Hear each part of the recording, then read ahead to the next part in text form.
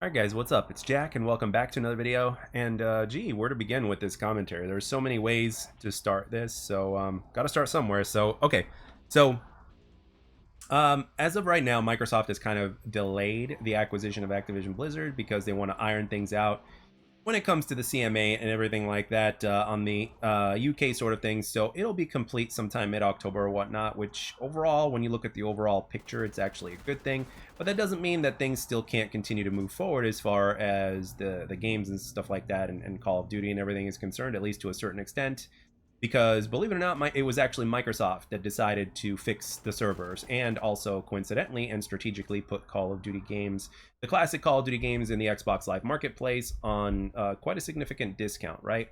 Part of me likes to basically say that we're kind of being tested. If you think about it, it's kind of a test, and at the same time, it's giving players something to play that have been missing out on the arcade first-person shooter genre, because Call of Duty really hasn't been providing that over the last recent years, and there's been a lot of crickets and kind of all sorts of different things going on. But anyway, putting that aside, under Microsoft, I think the possibilities in terms of what could happen with Call of Duty, and as well as the Activision Blizzard games under their umbrella, as well as Game Pass and everything else, the potential is really up there. You know, with Activision, or should I say old Activision, that's what I'm going to call them now before the merger. Old Activision, it was basically impossible, or should I say damn unlikely, for any one of our needs to be met.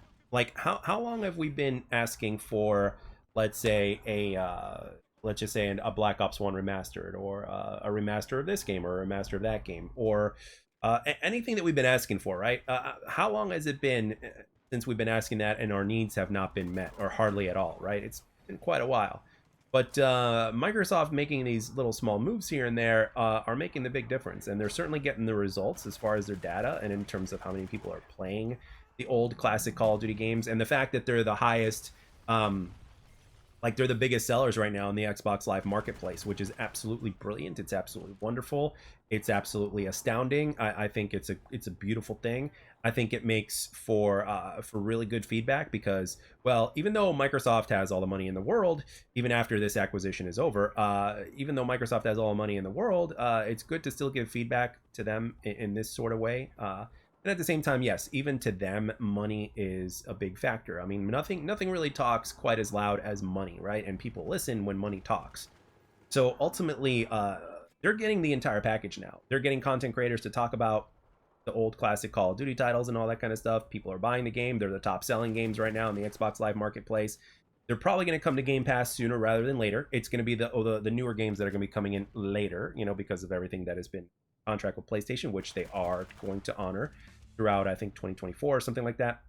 So ultimately, when it comes down to it, it's wow, it's a really, really, really big and interesting deal that there's more potential now with the Call of Duty franchise than ever. And let me say this right off the bat also, is I want to say that if it wasn't for Activision Blizzard being acquired by Microsoft, not only would we be not having this conversation, because all this stuff would have never come to be in terms of Xbox fixing the servers and all that kind of stuff, but it was very highly unlikely to have any of our needs met. It's one of the many reasons why I stopped covering Call of Duty, well, up until recent times. Now, don't get me wrong, X Defiant is still my number one on this list as of right now, right? Everything that's going to happen with Call of Duty in terms of what we're going to discuss today is going to take some time, and it also needs to be officially announced and everything like that first. So what exactly am I talking about? Well, I'm talking about things like SM2 possibly being revived, to where they can revoke or take away the cease and desist and be like, you guys are free to continue, constructing this vision. And they might even take it a step further and be like, you know what, we're going to back you up on this. And what is it going to take to make this game multi-platform? Can we make different versions of it so that way console players can play this as well? Or they'll just do that for PC, and if people want to do that, they can play that on PC, which is going to have controller support as well. But if they do that, then they can also make games like, for instance, like, hey, what if we guys were to recruit your services, or give you guys a few other people to work with, to where you guys, after you finish SM2 or SM2, you guys can actually create, let's say, a Call of Duty collection, so to speak. for console and PC players with all the bells and whistles of FOV and everything else. Now, they don't even have to be remastered versions. They don't even have to have the best graphics. I mean, it's already proven that the older Call of Duty games, I mean, they look fine enough as it is, right? They don't need to be the best looking games. They just need to play well, right? Like, for instance, I don't think we would care. I mean, graphics are good and all, but the thing is with like, let's say Black Ops 1, right? The only thing that we would request for Black Ops 1 is, like, for instance, some people could use an FOV slider, some people could use you know, a few other things being fixed, like frame rates, right, to play on better frame rates and stuff like that. If that were to happen, I think people will be more happy. Graphics, when it comes to arcade shooters, are a secondary factor. I think BattleBit, the other game as well, that was just developed by like 3 players for PC or whatnot, that is very kind of Call of Duty / Battlefield-esque or whatever. People are having a good time with that, and I've heard nothing but good things, and it actually proves that graphics are not everything. And can you imagine if actually Microsoft actually went after these guys and said, hey, guess what, we want to hire you.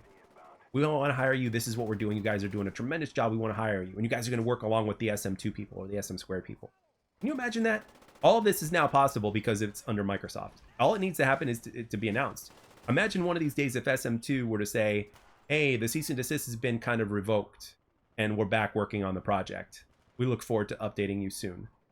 Can you imagine if that happened? I mean, seriously, under the old Activision, that would have never happened, right? With Microsoft, though, it's possible. It's possible. Or they might actually just not announce anything at all and kind of leave it to a surprise. To where, like, let's say one of these days Microsoft has one of their big showcases and stuff like that after the acquisition, right? And or they just have like an announcement video about it and stuff like that, and they just drop a bomb to where they show the SM2 logo or whatnot, and then give an update on it and stuff like that with a possible official release date and everything like that. That would get the Call of Duty community hyped. I mean, seriously, you have any idea how many content creators will be making videos about that, myself included? Okay, you have any idea how many people would be hyped about? I mean, here's the thing. The thing with what's going on with the older Call of Duty games now also just goes to show that the word is spreading. Like, in terms of what we're doing with the content creation and everything else, and spreading the word about what's going on. It just goes to show that, yeah, it's a big deal. And there's a lot of people that have recently bought the games too. I'm seeing a lot of low-level players, like in terms of prestige, I mean. And yes, I'm seeing people that don't know what they're doing either, but at the same time, you know, there's also people that are pretty good. So again, over time, naturally speaking, players have just gotten better at arcade shooters because we've kind of grown up with them over the last, you know, 15 plus years or whatever it is. So, you know, it's to be expected, which is fine, which is another reason why skill-based matchmaking doesn't belong in pubs in the first place. Okay, so again, even the possibility of removing something like that from a game's algorithm or something like that, or just not being implemented in the game in the first place, is a possibility now because of what Microsoft is doing, right? Now, I'm not saying that all this is a guarantee. I'm just simply saying that the potential for this to happen is there, and it's definitely possible. And when you look at Microsoft's overall vision in terms of what they're trying to accomplish and what they're trying to achieve, of getting literally players together, regardless of whatever platform you're playing on, and play together, and how they particularly give people access to that, I think it's going to change the industry for the better overall. And to top it all off, they have the data. Okay, we know now through data as well that we've seen that, like, what, 70% of the player base that plays Call of Duty is on Call of Duty Mobile. One of the reasons is because everybody's got a mobile phone, number one, and another reason is because there's the fact that, well, there's it's a bunch of classic Call of Duty games kind of being put into one package. So if you were to put something like that on console and PC with crossplay and all the bells and whistles in terms of ease of access and options, stuff like that, you got yourself a winning formula. There's no way that you're not going to succeed financially and everything else wise doing this. No way. And to top it all off, yes, we know that the game is likely going to be heavily microtransactioned, but at this point, it's just going to be something we're going to have to accept. Hopefully it's not pay to win, but even if it is pay to win, to where, like, you would have, you know, access to certain weapons or something like that, it's like, whatever. I mean, if they give us the option to grind for the weapons as well, I mean, granted, it would probably be a hell of a grind like it was in Infinite Warfare or World War II, but as a Call of Duty player, again, I can only speak for myself. I can't speak for you guys, but as a Call of Duty player, I don't mind. Plus, if acquiring all those weapons would cost, like, by the time the year is over, and if acquiring all the weapons, right, the weapons that I particularly would like to use, like assault rifles and SMGs, if acquiring all those weapons were to cost like the price of a full game or less, well, I'm still getting my money's worth because the game itself would be free to play. So at the same time, it's like, would you pay for an item? And again, don't get me wrong, I'm against pay to win stuff. I am against it, but I'm also looking at it from the other side of the fence.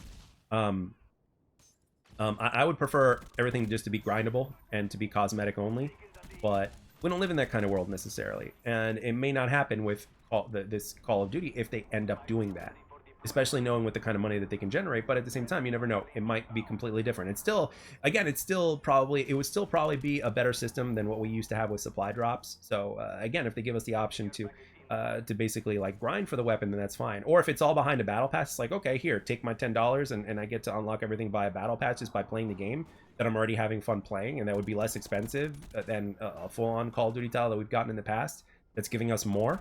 Yeah, okay, fine, no problem. Take my $10 or whatever the battle pass is. It would still be something reasonable. So at the end of the day, we got to look at it. We definitely have to look at it from that side of point of view. Now, is it possible that all this stuff may never happen, or things can go south? Yes, it is. But with the fact that things have already gone south in terms of the past with Redfall, which is actually a blessing because it's opened Microsoft's eyes, and with the $67.8 billion acquisition like this, or $68.7 billion, excuse me, acquisition like this, trust me, they want to maximize profits. You know, they want to maximize profits and return on investment, and it's got to be done right, and it's got to be done in a way to where it's like really felt within the community, and that would allow things to grow. So Microsoft is actually in a really unique position right now in terms of how they're going to do things. And if they set themselves right in the right position, then they're going to have nothing but success, both financially and commercially. So we want that, and I'm not just saying this because it's quote unquote Call of Duty or anything like that, but this is what I'm thinking. I'm thinking because I want more arcade shooters. I want, like, you know what's been happening with Battle Royale, for instance. You know, everybody saw the success of Battle Royale, then all of a sudden came Blackout, Warzone, Apex Legends, and of course you got Fortnite as well, and a few others. Like, I want that for the arcade shooter genre. I want to be able to cycle between games. You know, I want to be able to cycle between, let's say, SM2, a Call of Duty Collection, X Defiant, and stuff like that. I want to be able to do that. I want to be able to enjoy all three.